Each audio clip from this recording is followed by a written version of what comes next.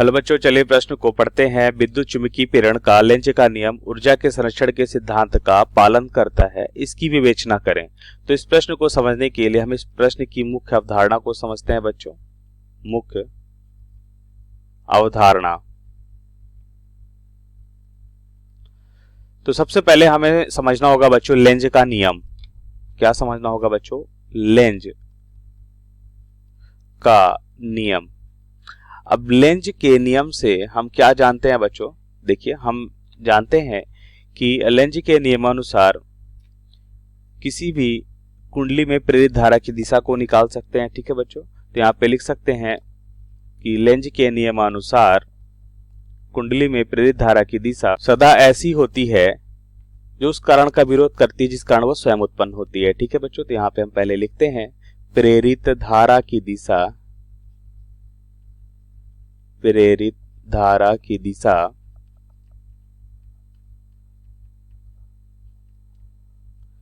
सदा ऐसी होती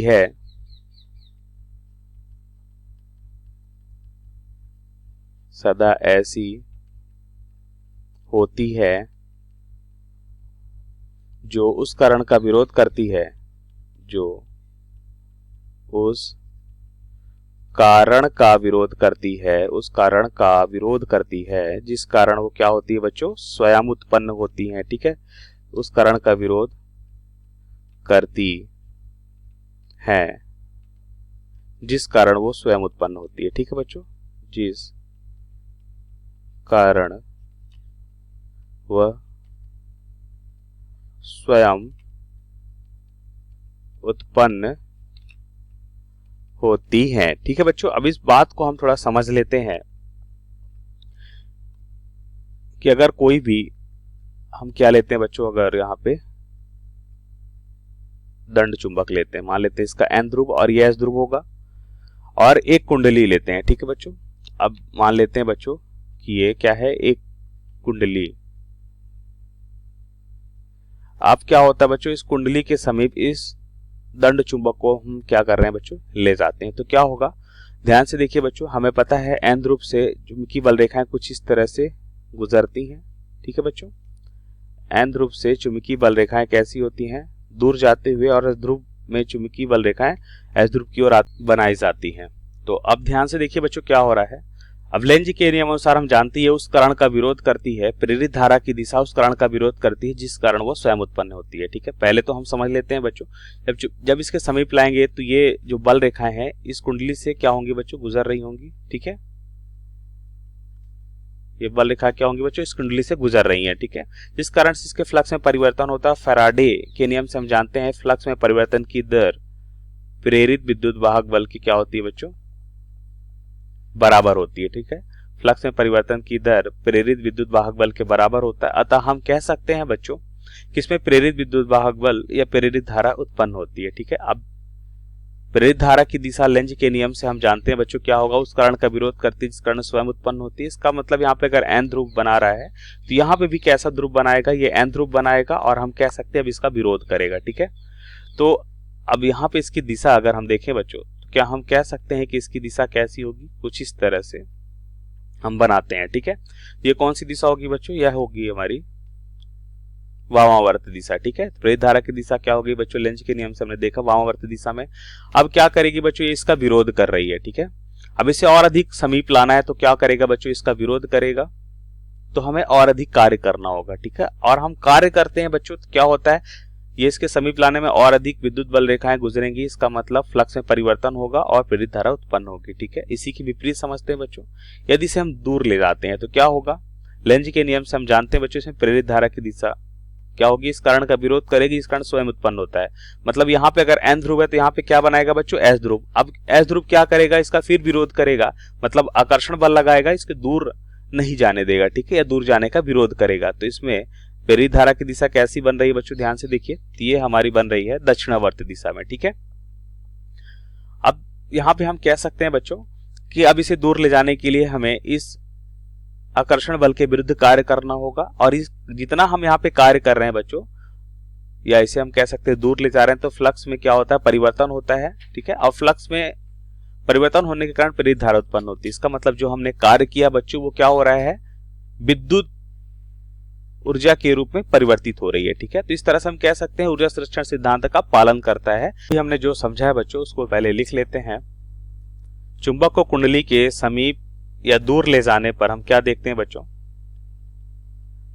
चुंबक को कुंडली के समीप, चुंबक को कुंडली के समीप, कुंडली के समीप लाने या ले जाने पर, लाने या ले जाने पर लेंज के नियम से हमने क्या देखा बच्चों? कुंडली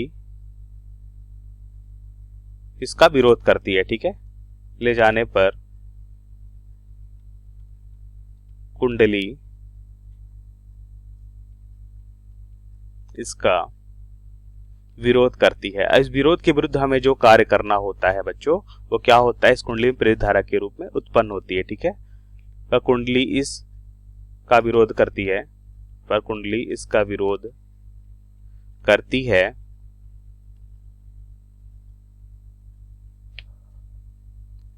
विरोध के विरुद्ध, इस विरोध के विरुद्ध हमें जो कार्य करना होता है, इस विरोध के विरुद्ध, इस विरोध के विरुद्ध हमें जो कार्य करना होता है, जो कार्य करना होता है, जो कार्य करना होता है, यह कार्य उस कुंडली में प्रेरित धारा के रूप में उत्पन्न हो जाती है। यह उस कुंडली में प्रेरित धारा के रूप में उत्पन्न हो जाती है। ठीक है, यह उस कुंडली में, उस कुंडली में प्रेरित धारा के रूप में, प्रेरित धारा के रूप में उत्पन्न होता है। ठीक है, प्रेरित धारा के रूप में उत्पन्न होता है। तो क्या हमने देखा बच्चों कि जो हमने कार्य किया, क्या यह कार्य यांत्रिक कार्य कहलाता है बच्चों? तो जो कार्य हमने किया वह कार्य विद्युत ऊर्जा के रूप में क्या हुई बच्चों? परिवर्तित हो गई। तो ऊर्जा संरक्षण नियम तो हम जानते हैं बच्चों कि ऊर्जा ना तो उत्पन्न होती है ना तो नष्ट होती है। क्या होता है बच्चों? केवल उसका रूपांतरण होता है। तो यहाँ पे हमने देखा कि लेंज के नियम से जो हमने कार्य किया है वो क्या हो रहा है बच्चों? उसमें प्रेरित धारा में उत्पन्न होता है। और ऊर्जा संरक्षण नियम भी यही कहता है बच्चों कि उसका ऊर्जा का रूपांतरण होता है। ठीक है, ऊर्जा ना तो उत्पन्न होती है ना तो नष्ट होती है। इसका मतलब यांत्रिक कार्य जो है बच्चों वो क्या हो रहा है? विद्युत ऊर्जा के रूप में परिवर्तित हो रहा है। ठीक है, तो यह हमारा यहाँ पे क्या होगा बच्चों? सही उत्तर होगा कि विद्युत चुंबकीय प्रेरण का लेंज का नियम जो है बच्चों ऊर्जा संरक्षण सिद्धांत का पालन करता है। यह हमारे प्रश्न का सही उत्तर है। आशा करते हैं आपको समझ आया होगा। धन्यवाद।